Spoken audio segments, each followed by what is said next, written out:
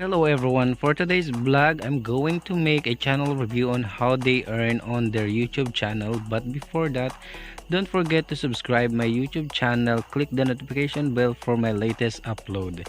The aim of this video is to serve an inspiration to all small YouTuber and to all viewers. Disclaimer, all digits you see are purely estimated, and for the reference, I use Social Blade, a public website which anyone can check nor access the site. I am now here in Social Blade in a YouTube channel named of Alice Dixson. And for today's vlog, I'm going to make a channel review and I'm going to find out how much she earned on her YouTube channel. And for those who don't know, Alice Dixson is a celebrity here in the Philippines. And as you can see, she only have 113 upload videos on her YouTube channel with 314,000 subscribers, with a total video views of 16,957,065. Country is invisible and channel type is people. User created October 3, 2018. Total grade in a Social Blade is letter B negative. And Social Blade rank of 516,238. Subscriber rank of 90,048. Video views rank of 317,572, and there is no country rank as it's invisible on the upper part of this page.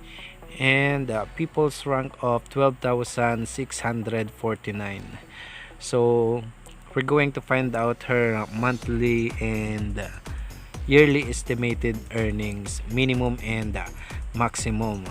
So as you can see, her subscriber for the last 30 days, she gained 2,000 subscribers. So mababa siya ng 50% compared to the last month. And her minimum estimated monthly earnings of $45 to maximum of $721.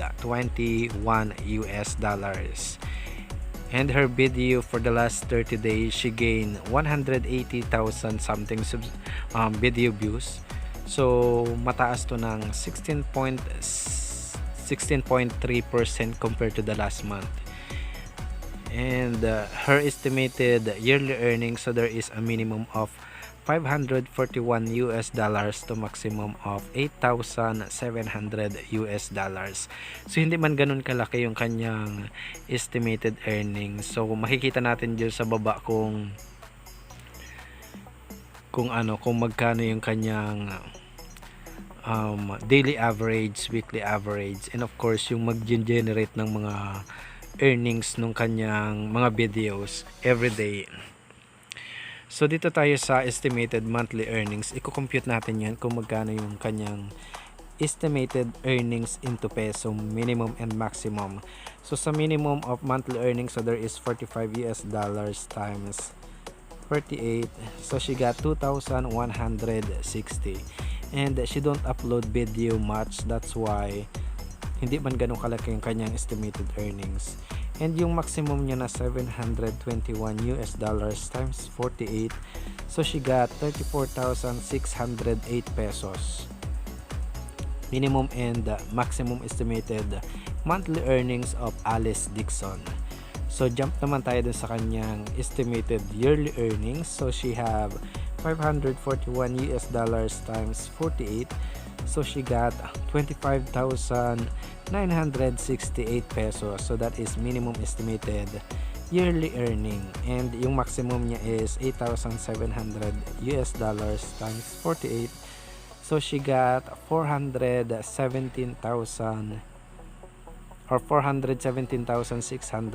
pesos. So yun yung kanyang maximum estimated yearly earnings. So hindi man ganun kalakihan compare nung ibang celebrity, and madalang nang siyang mag-upload ng mga videos. So once again, Alice Dixson YouTube channel, and for those who are not yet connected to her, please check her YouTube channel and don't forget to subscribe. So on the next page, we're going to find out her daily average, weekly average, and for the last 30 days. So makikita natin yung bawat araw ng estimated earnings. So in this page, you can see the estimated earnings, video views, subscribers. So kung makikita ninyo dyan, as you can see, the estimated earnings is not that much. So 0.86, 0.87, 0.80, 0.82 to maximum of 13, 12 US dollars, so on and so forth. So hindi man siya gaano malaki. So dito sa lower part of this page, you can see her daily average. So for the daily average, she got 67 subscribers who subscribed to her YouTube channel with 6,013 video views, with minimum estimated earnings of $2 to maximum of 24 US dollars. So mababa lang.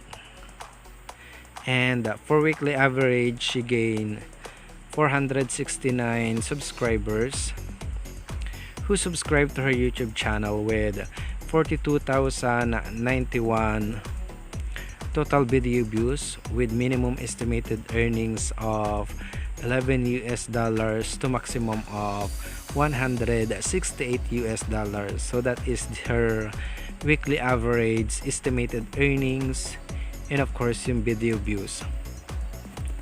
And for the last 30 days, she gained 2,000 subscribers who subscribe on her YouTube channel with 180,363 total video views, with minimum estimated earnings of 45 US dollars to 721 US dollars.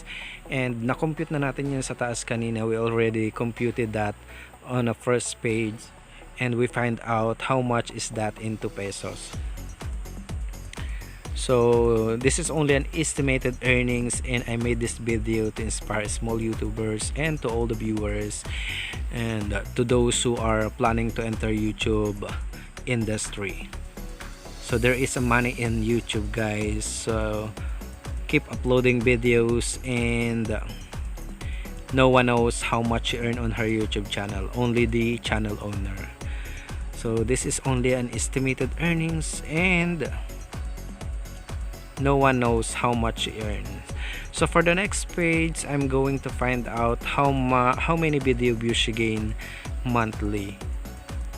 So we can see the previews and the latest video views. So on this page, you can see the latest views from month of June. So she got 184,000 something video views, and then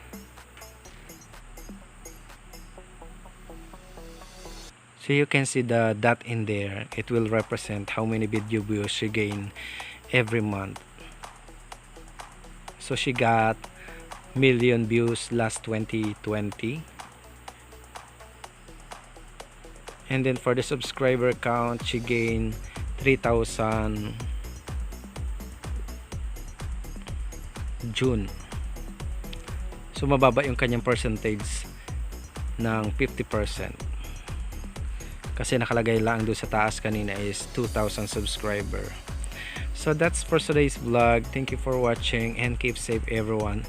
Don't forget to subscribe, Ikim Rosales and Alice Dixon. Keep safe.